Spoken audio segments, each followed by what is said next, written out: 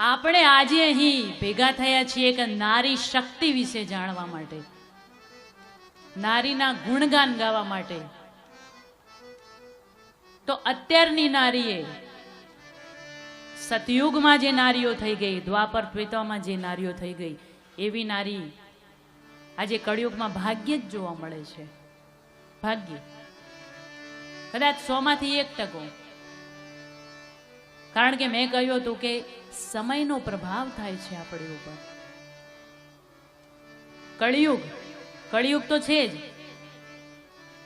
પણ કહ્યું હતું ને કે આ બધું સમજવા જેવું જ મેં કહ્યું છે કે એકબીજાને કનેક્ટેડ જ છે. કે દ્રષ્ટિ એવી સૃષ્ટિ. તો તમે જોવો છો કે કળિયુગ છે, મનમાં બેસાડી લીધું કળિયુગ છે, બરાબર? તો તમને કળિયુગ જ દેખાવાનું છે. તમારે જીવવું છે કળિયુગમાં જ, તમારે સતયુગમાં આવું નથી. પણ આ દેવી સતયુગની દેવી, અને હજુ કળિયુગમાં આ સમયમાં પણ એ દેવીનું નામ છે, એ દેવીના પરચાનો વાતો છે. એ દેવીના પરચા મા રાંદલ ઇલોરગઢની દેવી. કારણ કે આ ભૂમિ ઉપર દાદાનું પ્રાગટ્ય થયું અને દાદા એમના પિતા બની અને પુત્રી તરીકે એમનું પણ અવતરણ કર્યું હતું, એમને પણ પ્રગટ કર્યા હતા. જય હો. આપણા ઘરે જો દીકરીનો જન્મ થાય તો આપણું મોઢું ઉતરી જાય.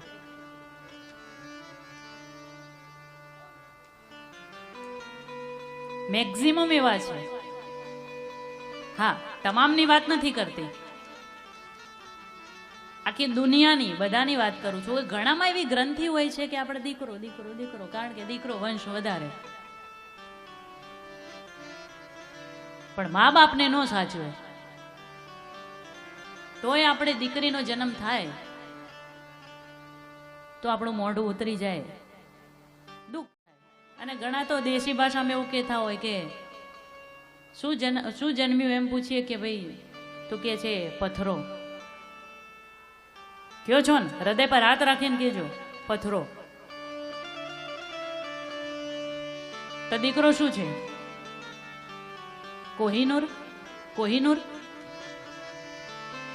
છે, કારણ કે તમારો વંશ વધારે છે. દીકરી વંશ વધારતી નથી, એ પારકા ઘરે જાય છે અને પારકા ઘરનો વંશ વધારે છે. પણ હું તો એવું કહું છું કે જેના ઘરમાં દીકરીઓ છે, ઘરને મારા શત પ્રણામ, મારા કોટી કોટી વંદન છે. દીકરો હોય તો જ જીવન સફળ થાય એવું તમે માનો છો કે ઘરડા થશું એટલે આપણી સેવા કરશે, આપણને આવી કથાઓમાં લઈ જશે, જાત્રા કરાવશે? ના. શક્ય છે? શક્ય છે? એ શ્રવણ હતા, એ શ્રવણ ના જન્મે. હા હોય, હું એવું નથી કહેતી કે ન હોય. ઘણા દીકરા એવા જોયા છે, મેં જોયા છે કે મા બાપને આમ હાથમાં ને હાથમાં રાખતા હોય છે. પણ જે નથી એમને મારે કેવું છે, દીકરો છે કે દીકરી એનાથી મતલબ ના રાખો. તમને સંતાન છે એનાથી મતલબ રાખો. તમે વાંઝિયા નથી, સંતાન છે તમને એના. દીકરો છે કે દીકરી એનાથી મતલબ ના રાખો, તમને સંતાન છે એનાથી મતલબ રાખો. તમે વાંઝિયા નથી, સંતાન છે તમને એનાથી મતલબ રાખો. દીકરો ને દીકરી એનો ભેદભાવ ન કરો. એવો સુખી રે બાપુ ને સુખી બેટડો, એ કઈ સઘળો રે સંસાર રે મલક ને માથે. સુખીઓ છે કઈ સઘળો રે સંસાર રે મલક ને માથે. જગ મારે દુખી છે એક દીકરી, એવી જગ મારે દુખી છે એક દીકરી. જગ મારે દુખી છે એક દીકરી.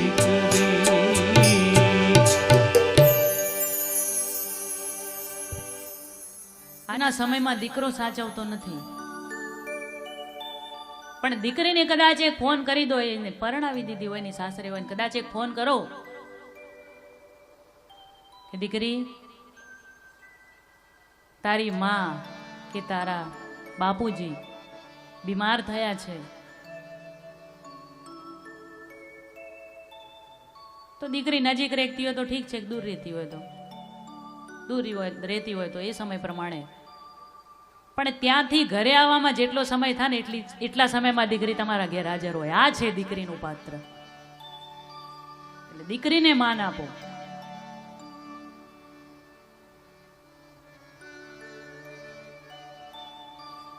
એને સારા કામ કરવામાં ભાગીદાર નથી બનાવતા. આ બધા કુરિવાજો છે.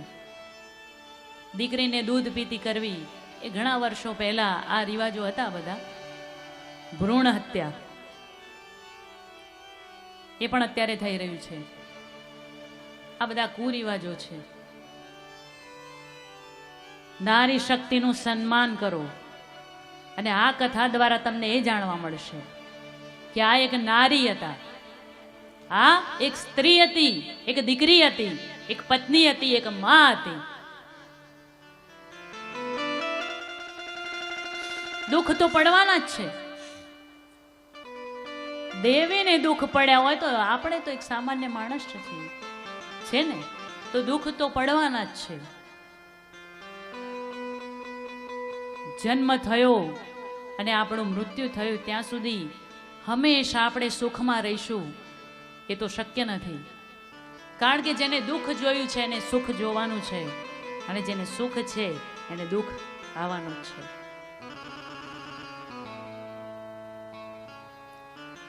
એટલે જે પણ આ યુટ્યુબના માધ્યમ દ્વારા જોઈ રહ્યા છે આ કથા, દરેકને કહેવું છે મારે કે દીકરા અને દીકરીમાં સમાનતા રાખો. કારણ કે અત્યારનો યુગ એવો છે કે જે પુરુષો કરે છે એ સ્ત્રીઓ પણ કરી શકે છે ને, તો એને પુરુષ સમોવડી કહી છે. હું ઇતિહાસ સાથે વાત કરું તો 5000 વર્ષનો ઇતિહાસ લઈ આવો. પાર્વતી કોની દીકરી હતી? કેવી રીતે ઓળખાય પાર્વતી? કોની દીકરી હતી? હા, હિમાલયની પુત્રી હતી. કોના નામથી ઓળખાય? બાપના નામથી. કુંતી રાજા ભોજની દીકરી, દ્રૌપદી દ્રુપદ રાજાની દીકરી, રાધા પ્રકુભાનની દીકરી અને ઓખા બાણાસુરની દીકરી. આ બધા કોનાથી ઓળખાય છે? બાપના નામથી ઓળખાય છે. એટલે દીકરી એ બાપનું પાત્ર છે. દીકરી બાપનું પાત્ર છે, દીકરો છે એ માનું પાત્ર છે. અરે ત્યાં સુધી છેક ન જાઓ, 5000 નો ઇતિહાસ જાણો નથી. અત્યારની વાત કરો. અત્યારની વાત કરું તો ઇન્દિરા જવાહરલાલ નહેરુની દીકરી. દીકરી મહાન થશે તો બાપનું નામ વાળશે. મણિબેન સરદાર પટેલની દીકરી. તો દીકરી એક બાપનું પાત્ર છે. અને કદાચ બાપના અંદર પ્રેમ જગાડવાની જો તાકાત હોય, શક્તિ હોય તો એક દીકરીમાં છે. અને દીકરી માટે કેવું છે મારે,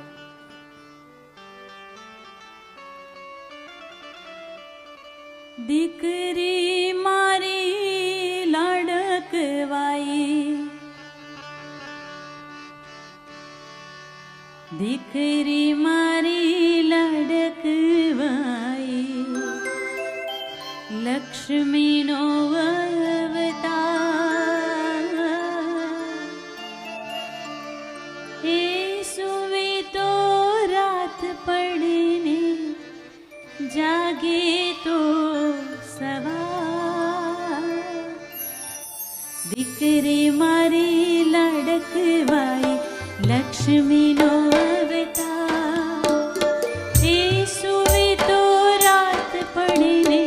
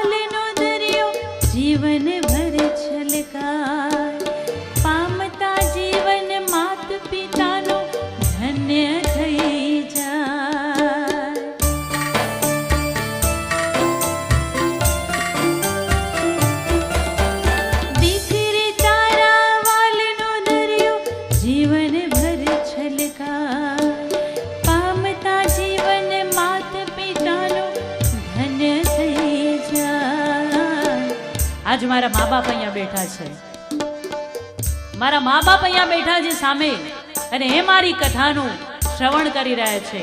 એમને હૃદયથી આજે આનંદ થતો હશે કે મારી દીકરી આજે વ્યાસપીઠ ઉપર બેઠી છે. એમને ગર્વ થતો હશે કે મારા દીકરા કરતા પણ સવાઈ આ દીકરી થઈ.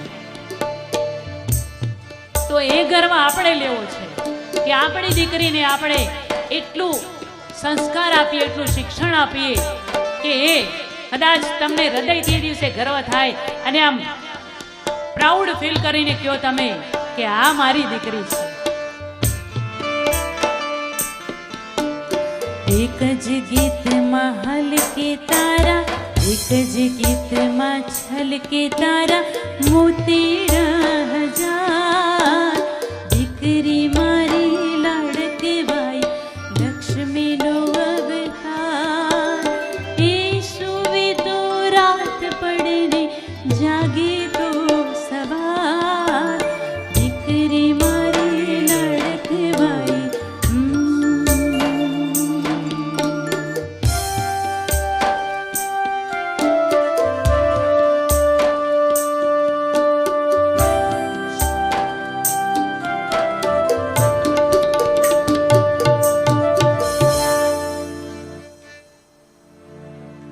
દીકરી જેમ બાપનું પાત્ર છે એમ દીકરો એક માનું પાત્ર છે.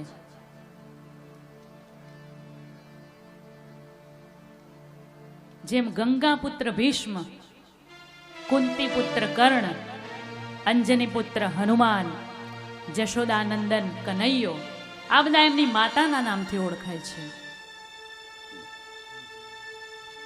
અને દીકરી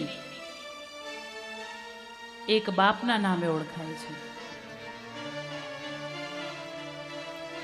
આ ધરતીની દીકરીને ધન્યવાદ છે કે આપણે કદાચ કોઈના ઘરે મહેમાનગતિ કરવા જઈએ. ચાલો તમે અહીંયા જ આવ્યા છો, અહીંયા આવ્યા છો, તમને વાલાભાઈએ સુંદર મજાની બધાની રૂમો આપી છે, સૂવા માટે સરસ મજાનો બેડ છે ને, સરસ વ્યવસ્થા છે. બાપુના આશીર્વાદથી સરસ મજાની ધર્મશાળા છે અહીંયા, અને તમે બધા 2 દિવસથી એમાં રોકાયા છો. તો ઘણાને એવું હોય કે આ જગ્યા બદલાઈ ગઈ તો ઊંઘ નથી આવતી, હોય ને એવું. ઘર જોઈએ, કારણ કે ધરતીનો છેડો ઘર. જગ્યા બદલાણી, પથારી બદલાઈ ગઈ તો ઊંઘ નથી આવતી, પણ આજની આ દીકરી આખી આખી જિંદગી બદલી નાખે છે, પણ તમને કહેતી નથી. એમ નથી કહેતી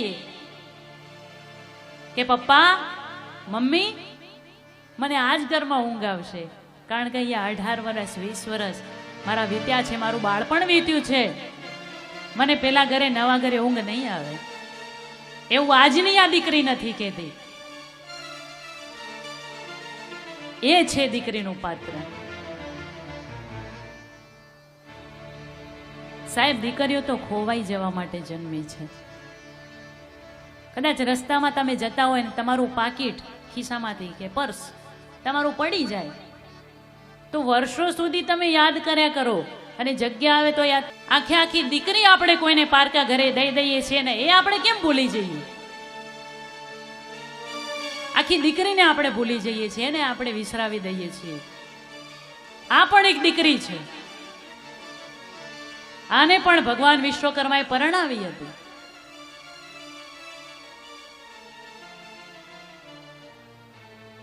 પણ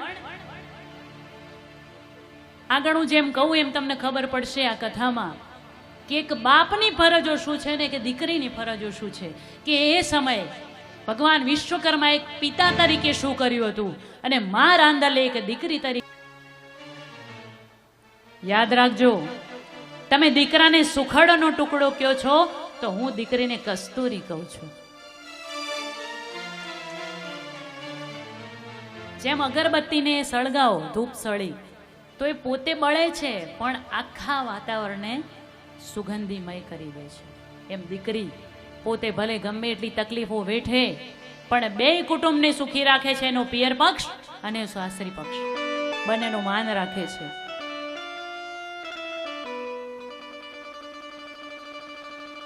દીકરીને પરણાવવા માટે જેની દીકરીઓ નથી પરણી એમને કહું છું કે દીકરીને પરણાવો ત્યારે ખાસ જોજો કે એના સાસુ સસરા છે કે નહીં. અને સાસુ કે સસરા ન હોય ઘરમાં દીકરી ન દેતા. કારણ તમે તો એવું માનશો કે દીકરીનું સગું જોયું, સાસુ નથી, ચલો દીકરી અડધી વૈકુંઠમાં પહોંચી ગઈ. સસરા નથી તો આખી વૈકુંઠમાં. પણ સાંસારિક જીવનનું મેનેજમેન્ટ જે કહેવાય એક સાસુ જ શીખવાડે છે, એક માં નથી શીખવાડતી. માં તો એને પ્રેમથી હાથ ફેરવે, લાડ કરે. કદાચ દીકરી થાકી હોય તો કે બેટા સુઈ જા, મારી જ માં છે, તમને કહું મારી જ માં છે. એવું નહીં કે આ કથામાં આવી છું ને આ વ્યાસપીઠની હું અધિકારી થઈ છું એટલે મારી સેવા કરે કે મને પૂછે કે બેટા તને શું તકલીફ છે, આ લઈ દઉં આ લઈ દઉં. મારા પપ્પાની પણ વાત છે, કારણ કે એક માનો પ્રેમ છે. કદાચ ન કરે નારાયણને ભવિષ્યમાં તમને કોઈ તકલીફ પડે, કોઈ દુઃખ આવે તમારા ઘરમાં, તો એ સમયમાં તમે જીવી શકો કે આ દુઃખના સમયમાં મારે કેવી રીતે ઘર ચલાવવું, કેવી રીતે જીવવું, કેવી રીતે ઘર. ચામાં દૂધ ઓછું નાખજો એવું કોણ કે? એક સાસુ જ કહી શકે, માં ના કે. એટલે સાસુ જે ઘરમાં હોય એ જ ઘરમાં દીકરી દેજો. હા, સાસુઓના કંકાસ થતા હોય છે, પણ એનો પણ એક રસ્તો બતાવી દઉં તમને કે જેમ આપણને કોઈ ગ્રહ નડતો હોય, ગ્રહ નડતા હોય ને અત્યારે બધા વીંટીઓ પહેરતા હોય, ગ્રહ નડતો હોય તો આપણે શું કરીએ? એની પૂજા કરાવીએ અને ગ્રહને શાંત કરીએ. પૂજા થાય એટલે બ્રાહ્મણ દેવ કહેતા હોય છે કે આની પૂજા કરાવો એટલે ગ્રહ શાંત થઈ જશે. એમ સાસુમાને ગ્રહ માની લેવાનો. અને સવારમાં ઉઠો એટલે કે મમ્મી આ કરી દઉં, મમ્મી આ ખાવું છે, મમ્મી અહીંયા બેસો ને તમે, મમ્મી તમારા પગ દબાવી દઉં, મમ્મી માથું દુખે છે, મમ્મી શું ખાશો તમે, મમ્મી મંદિરે જાઓ. સાસુને જવાનો ટાઈમ થાય એટલે મંદિરની પેલી પૂજા પાની થેલી તૈયાર કરીને મૂકી દો. નાવા જાય એટલે કપડાં આપી દો એમને તૈયાર બધું, થાળી આખી ભરી અને મૂકી દો કે બા જમી લો. એ ગ્રહ શાંત થઈ જતો હોય તો આ ગ્રહ શાંત નહીં થાય? થશે ને? આ તમને એક રામબાણ ઇલાજ બતાવ્યો કે જેને પણ સાસુઓ છે. મારી સામે શ્રોતાઓમાં તો એવા વ્યક્તિઓ બેઠા છે કે જે પોતે સાસુ છે. તો જે આમ યુટ્યુબના માધ્યમથી જોઈ રહી છે દીકરીઓ અને વહુઓને મારે કેવું છે કે તમારે તમારી સાસુ સાથે આવું વર્તન કરજો, કદી ઝઘડો નહીં થાય, મારી ગેરંટી નહીં થાય. ઝઘડો શેના માટે થાય મોરારભાઈ? દિલ્હીની સીટ લેવા ઝઘડતા હોત બરાબર, હા, દિલ્હીની સીટ લેવા ઝઘડતા હોત બરાબર છે. નાની નાની વાતોમાં ઝઘડા. હતી એક સાસુ ને વહુ, એ વાત વાતમાં વેર કરે,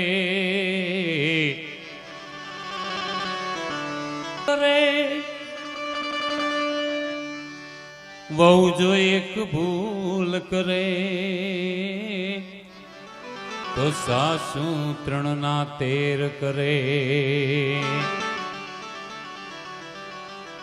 રોજ જાય કથામાં પણ જ્ઞાન કઈ ના ધ્યાને ધરે, તો એમાં જીવની શું ગતિ થાય? પછી રામાયણ પણ શું કરે? આ જીવની શું ગતિ થાય? એમાં રામાયણ પણ શું કરે? મારે વાત કરવી છે એક દીકરીની.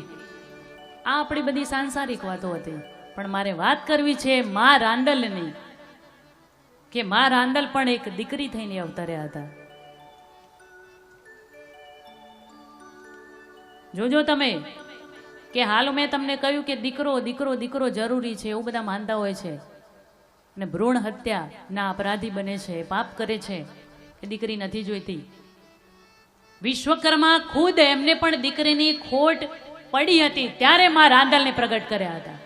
5 દીકરા હતા, એક દત્તક પુત્ર, 6 પુત્રો હતા, પણ એમને પણ એક અંદરથી એવું થયું કે મારે પણ એક દીકરી જોઈએ. જો ભગવાનને પરમાત્માને દીકરીની જરૂર પડતી હોય તો તમને કેમ ન પડે? કદાચ આમાં પરચા પૂરતી હશે તો તમારી દીકરી કંઈક તો કરશે ને તમારા માટે. એ પરચા નહીં પૂરે, પણ મા બાપની સેવા કરશે કે સામેનું ઘર ઉજાડશે.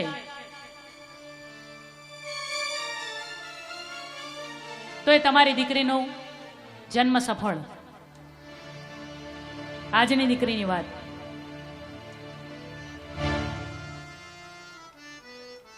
મા રાંદલનું પ્રાગટ્ય એના પાછળ પણ એક લૌકિક કથા છે. મારે તમને આ કથા દ્વારા સમજાવવું છે કે એકવાર એક બ્રાહ્મણ વિશ્વકર્મા દાદાનું તપ કરી અને એમને પ્રસન્ન કર્યા. બ્રાહ્મણનું તપ જોઈ અને પ્રભુ વિશ્વકર્મા પ્રગટ થયા અને દાદાએ કહ્યું કે બ્રહ્મદેવ માંગો, તમે માંગો એ આપો. એટલે બ્રહ્મદેવે દાદાની સામે પ્રશ્ન કર્યો કે હે પ્રભુ, મનુષ્ય કેવા પુણ્ય કરે તો તેને કાર્યનું ઉત્તમ ફળ મળે? સંસારમાં ઘણા પ્રવૃત્તિમાન રહે એવા રસ્તા છે, પણ અક્ષય પુણ્ય આપતો રસ્તો કયો છે? પ્રભુ, એ મને જણાવશો તો મને શું માંગવું એની ખબર પડે, યોગ્ય વરદાન હું માંગી શકું. ત્યારે ભગવાન વિશ્વકર્માએ કહ્યું કે બ્રહ્મદેવ, આ જગતમાં કન્યાદાનથી મોટું કોઈ પુણ્ય નથી. કન્યાદાન કરવાથી માણસ પોતાની પહેલાની 10 પેઢી સહિત ઉત્તમ ગતિ મેળવે છે. આ એક કન્યાદાનનું મહત્વ છે. અને આટલું સાંભળતા બ્રહ્મદેવે કહ્યું કે તો પ્રભુ, મને એક દીકરી આપો. હવે આ બ્રાહ્મણ હતો ને એ અવિવાહિત હતો, પરણ્યો નહોતો. તો ભગવાન પડ્યા વિચારમાં.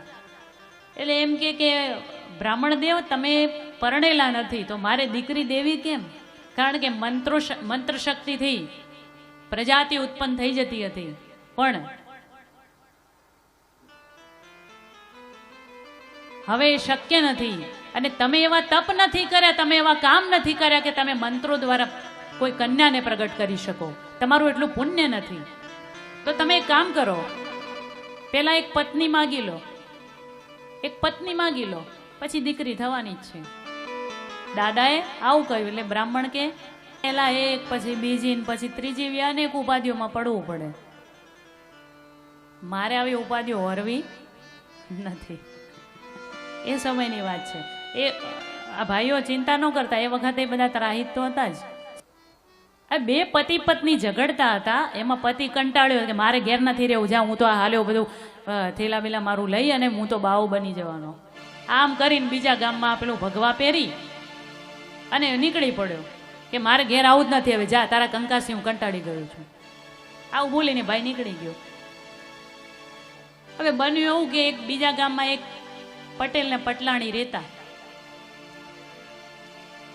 એમના ઘરે એક સંત મહાત્મા, જે મારી બાજુમાં બિરાજમાન છે, એવા સંપન્ન સદગુરુ, આમને સદગુરુ કહેવાય, એવા સદગુરુ સંત ત્યાંથી નીકળ્યા અને એમને કહ્યું કે માં, મને ભિક્ષા આપશો?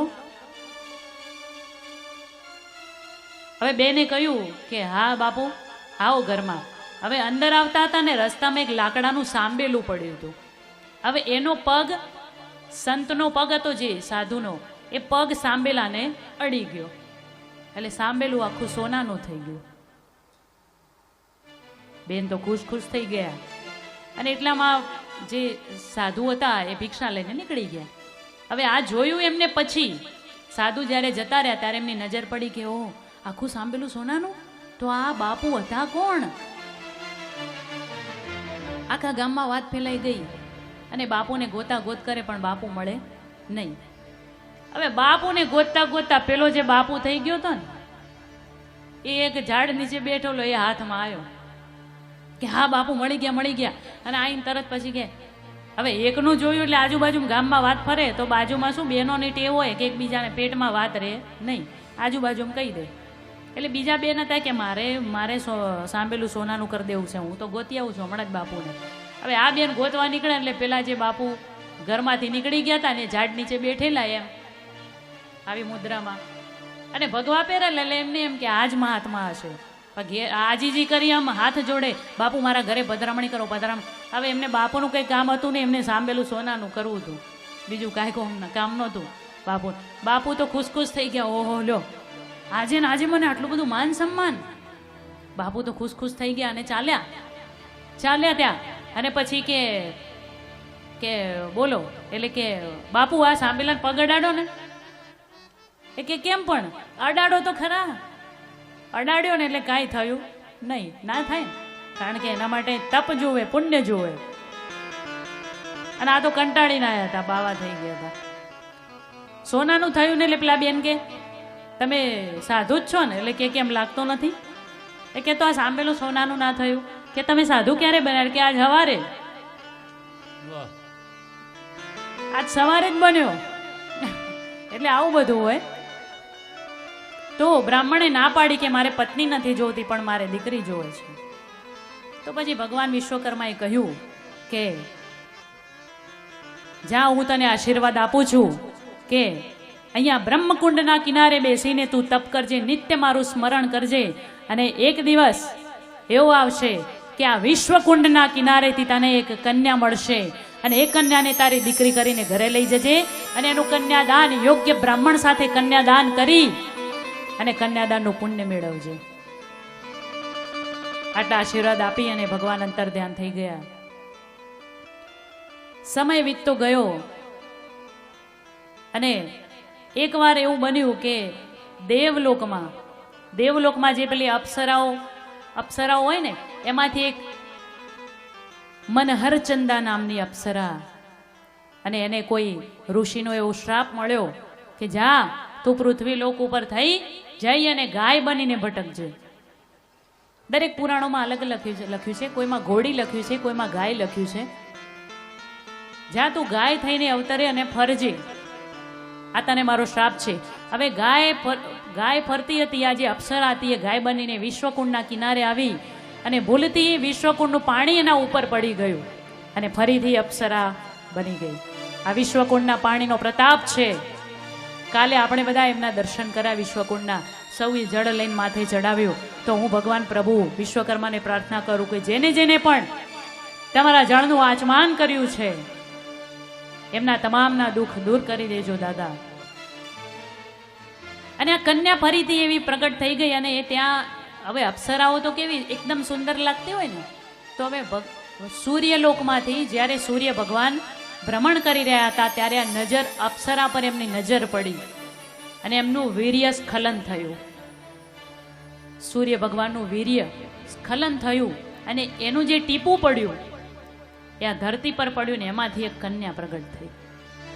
ભગવાન વિશ્વકર્માની લીલા જુઓ, તેમના આશીર્વાદ ફળ્યા બ્રાહ્મણને અને આ કન્યા પ્રગટ થઈ.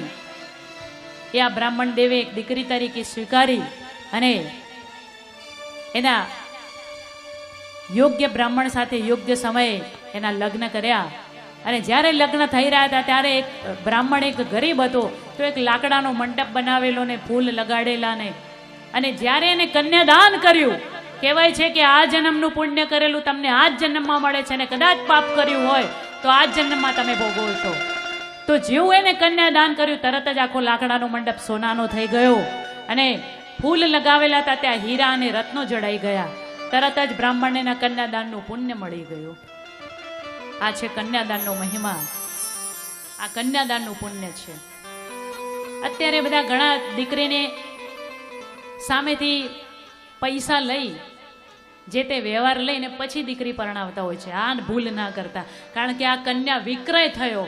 આપણે કન્યા વિક્રય નથી કરવાનો, કન્યાનું દાન કરવાનું છે.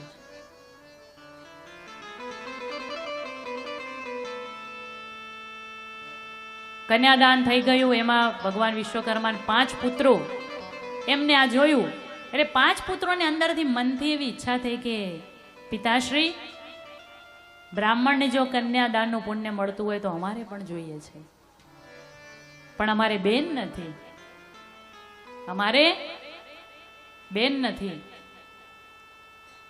તો અમારે પણ એક બેન જોઈએ છે.